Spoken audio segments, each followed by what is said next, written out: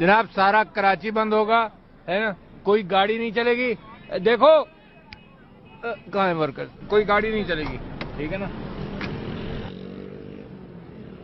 भाई साहब, गाड़ी नहीं चलेगी कराची शहर में, बस ये एक्शन प्लान है। अच्छा, अभी नेटिव जेटी बंद हो गया है, कयूमा बांध बंद हो गया है, काला पुल बंद हो गया है, शारे फैसल बंद हो गया है।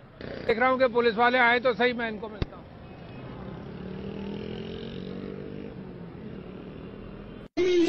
बेईमान मारो, मार दो, जलाओ, गिराओ, सारे मुल्क में आग लगा दूंगा। मैं इस असेंबली को आग लगा दूंगा, इस मुल्क को आग लगा दूंगा, इस असेंबली को आग लगा दूंगा। अगर किसी पुलिस वाले ने किसी भी तरीके इंसाफ और हमारे लोगों को जो इस्लामाबाद जा रहे होंगे किसी के ऊपर हाथ उठाया और या गोली चलाई, मैं अपने हाथ से तुम्हें फांसी दूंगा।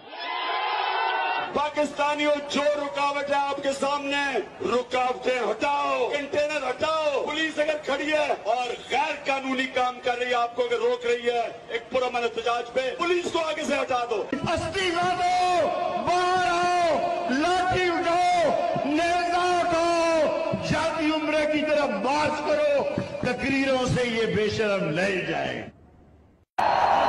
को मैं लाहौर पहुंचूंगा, लाहौर से बंद करूंगा।